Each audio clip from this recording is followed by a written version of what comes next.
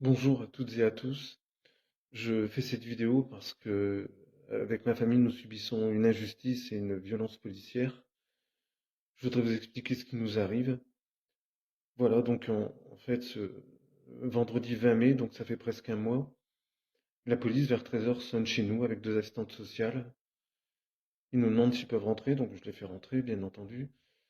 Euh, il s'ensuit que la police nous dit qu'ils viennent chercher nos filles pour les placer, puisque c'est un placement qui a été décidé par un juge, ou plutôt par une juge. On comprend pas, on se demande ce qui se passe. Euh, Bien sûr, on se met devant nos filles en disant il n'est pas question que vous les touchiez. Voilà, vous n'avez aucun document, il n'y a rien. Voilà, vous arrivez comme ça. C'est quoi ce truc? Un des policiers me parle, le plus sympa d'entre eux. Et tant qu'il me parle, en fait, ben, un autre approche de mes enfants. Ma femme se met devant et le gifle. C'est un policier en uniforme. Elle s'excuse puisqu'elle s'est emportée. Donc je répète bien, elle l'a giflé. Donc giflé, c'est bien avec la paume de la main. Il n'y a pas eu de... Elle ne l'a pas frappé, elle l'a giflé. Le...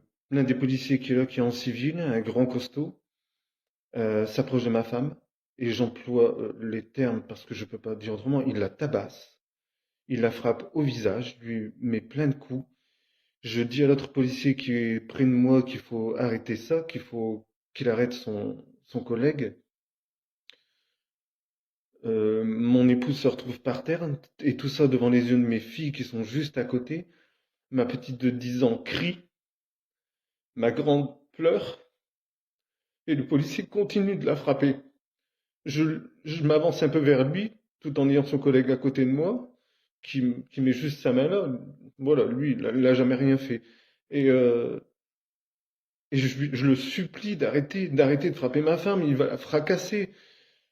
Je vois ma femme qui est par terre, qui se prend des coups de pied, des coups de poing. Il n'arrête pas de la frapper au visage, partout sur le corps. Je lui demande d'arrêter. Il s'arrête. Il me regarde et il me dit ta gueule, connard. Et je me suis pris deux coups de poing dans la figure. Je me suis retrouvé dans le meuble qui était à l'opposé. L'autre policier me maintient tranquillement. Je suis un peu sonné. Mais je vois ce qui se passe quand même. J'entends mes filles crier. Et il n'arrête pas, il n'arrête pas. Et je vous jure que j'ai des amis policiers, et d'ailleurs ils se reconnaîtront dans cette vidéo. Je suis pas contre la police, au contraire. Mais là, c'est pas possible. Il a fracassé ma femme. Il l'a fracassée. Ma femme a environ 14 hématomes sur le corps, sur tout le corps, de haut en bas. Un tympan percé. Elle a eu la gorge écrasée. Elle a un côté du visage un peu sur ici tout ce côté gauche qui est paralysé. Là, moi, je comprends plus rien, je me demande ce qui se passe. Les filles crient, je vois plus ma petite, je ne sais pas où elle est passée. Je vois ma grande qui pleure et qui me dit je t'aime papa. Ma femme est menottée et l'emmène. Je me retrouve tout seul, tout ça sans rien savoir ce qui se passe, où se trouve ma femme, où se trouvent mes filles. Et après, donc j'essaye de trouver une solution. Je vais vers ma famille, ma belle famille, ma sœur et ma belle-sœur, qu'ils essaient de m'aider tant bien que mal. Depuis, nos filles sont dans un foyer à Armentières. Avant, elles ont été placées à Lille. Elles étaient à peu près à 700 mètres de chez nous. On n'a même pas pu les voir pendant 3 semaines. Là, ça fait un mois, on les a vues 2 fois, 3 fois peut-être. C'est tout, à peine 1 heure à chaque fois. On nous dit que nos enfants sont placés parce qu'ils sont déscolarisés, parce qu'ils sont désociabilisés, parce qu'on les surprotège. Est-ce que vous vous rendez compte de ce qui nous arrive? On les surprotège et donc, quand vous surprotégez vos enfants, ce qui est en plus faux parce qu'on ne les surprotège pas, on les protège tout simplement, vous vous retrouvez à ce qu'on vous prenne vos enfants. C'est, ce monde est devenu complètement fou, mais complètement fou.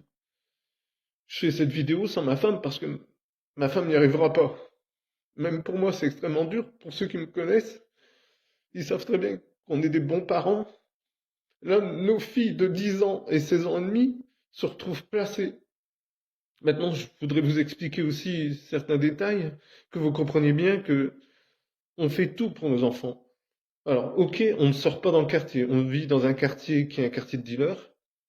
On a nos vitres de cassées un peu partout. Euh, donc, ma petite de 10 ans était scolarisée à la maison, donc c'était instruction en famille. Tout se passait très bien. L'inspectrice, le 6 mai, nous demande nous donne un rendez-vous. Elle nous demande d'amener tous les documents, les livres, on lui montre. Tout se passe très bien. À la fin, l'inspectrice, qui est Madame Luciani, là je donne son nom parce que elle est fautive là-dedans, Madame Luciani dit exactement à Maëlle, elle lui dit, ma petite Maëlle, en septembre, tu vas pouvoir continuer l'école à la maison. Parce que je lui ai montré tout le travail, on a acheté les mêmes bouquins qu'à l'école, de nombreux bouquins supplémentaires. On a fait tout ce qu'il fallait pour l'apprendre correctement. Et quelques jours après, on reçoit un recommandé. Alors là aussi, les courriers, c'est compliqué parce qu'il y a 4 facteurs, parce qu'ils sont pas fichus de faire leur boulot correctement non plus. Donc apparemment, on aurait reçu des courriers de la juge et on n'a rien dans la boîte aux lettres. Le seul courrier que je reçois, c'est des recommandés. C'est la seule chose que le facteur arrive à m'amener quand il se plante pas, parce qu'ils sont quand même 4. Dans le courrier stipulé l'inverse de ce que dit l'inspectrice, Madame Luciani. Elle dit qu'on n'a pas fait ce qu'il fallait, qu'on n'a pas les bons bouquins, alors qu'on utilise les bouquins. Il y a les bleds, c'est quelque chose d'incontournable à l'école. Enfin voilà, on a fait ce qu'il fait, et puis il suffisait de nous dire simplement, non, vous pouvez pas la remettre à l'école, vous pouvez pas lui faire l'école à la maison, et on l'aurait réinscrite tout de suite. Pour ma grande, elle était au lycée. On a eu aussi beaucoup de malheurs dans notre vie. En fin janvier de cette année, mon beau-père décède. Pour moi, c'était comme mon père. J'ai plus mes parents, donc pour moi, c'était comme mon père. Il décède, donc on a tout ça qui s'accumule en plus. Ma grande, donc avec le décès de son grand-père, elle nous dit qu'elle veut plus aller au lycée. On essaie de la convaincre. On, on fait tout notre possible, mais elle dit qu'elle veut plus. Elle a quand même 16 ans et demi. Elle veut créer sa micro-entreprise. Elle veut faire ses propres créations. Donc, on lui dit oui, pourquoi pas, puisque voilà, il y a possibilité. Et puis, on s'est renseigné avant, on est dans nos droits. Là, maintenant, ce qu'on nous demande, c'est de scolariser nos filles. Donc, on les a inscrites. Maëlle dans une école proche de chez nous, Lilou dans un lycée, et on ne nous rend toujours pas nos filles. Notre avocat, cela fait 15 jours qu'il a demandé le dossier, il n'a toujours pas accès au dossier. Je sais, sans donner de nom, que la plupart du temps, les dossiers comme ça des services sociaux, il y a 4 ou 5 pages. Là, il y a juste une demi-page avec déscolarisation, désociabilisation. On nous met en plus sur le dos, et ce qui n'est pas dans le dossier apparemment, on nous met sur le dos qu'on surprotège nos enfants.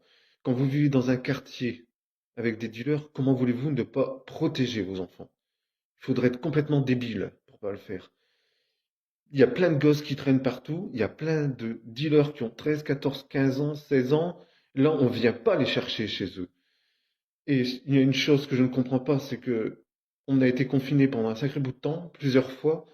Là, les services sociaux, ça les arrangeait bien. Ils se sont pas déplacés quand il y avait des pauvres gosses qui étaient frappés, torturés ou violences sexuelles, tout ce que vous voulez, où il y a des femmes qui étaient battues, ou tellement de choses immondes.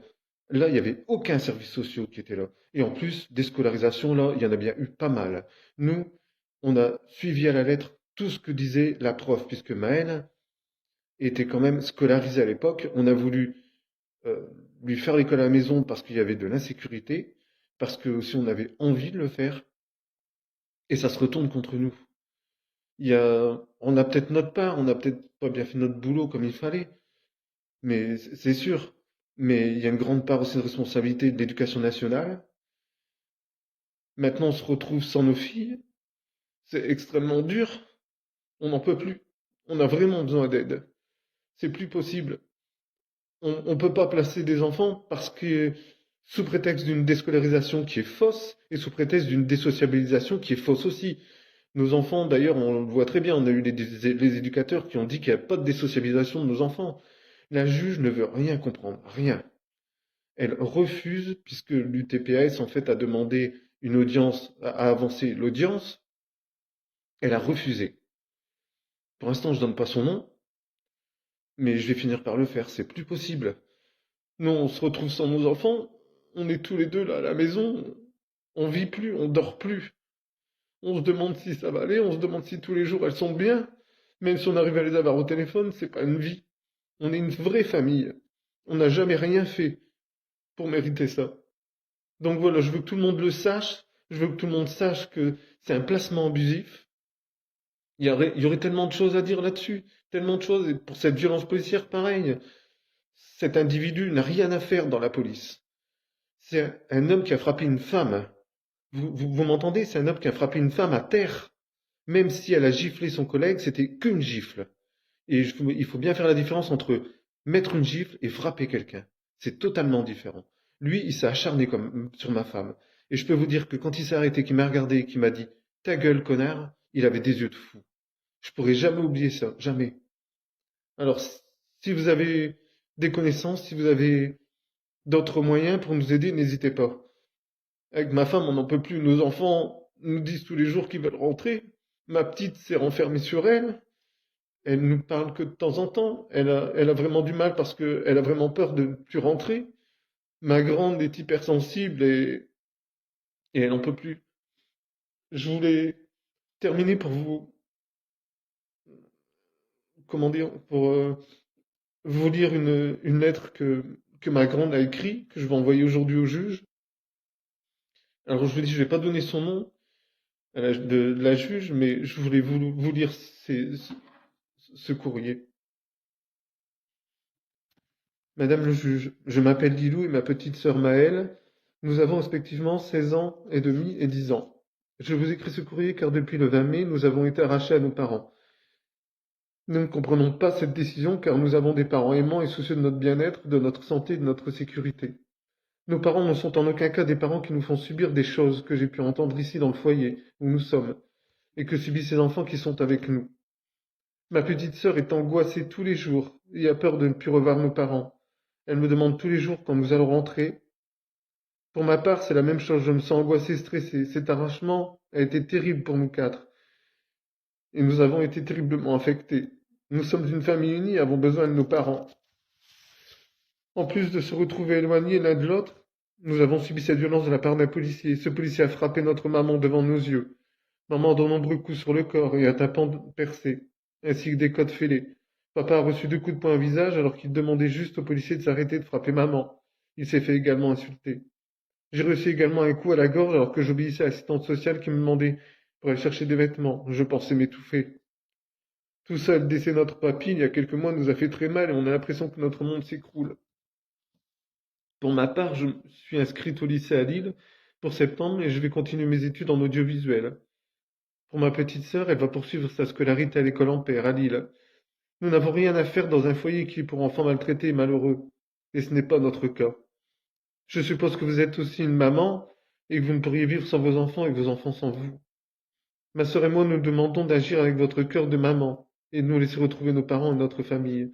Merci de prendre le temps de lire notre lettre et de faire tout pour retrouver notre famille. Voilà ce qu'a écrit ma fille de 16 ans. Moi, tout ce que je demande, c'est que cette vidéo fasse le tour, parce que c'est pas possible. On ne peut pas placer des enfants abusivement pour des motifs tels que cela. C'est une honte, c'est une honte.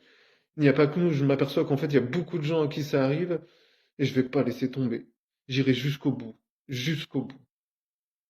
J'espère que vous pourrez partager cette vidéo.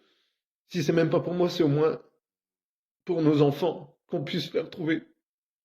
Je vous remercie beaucoup.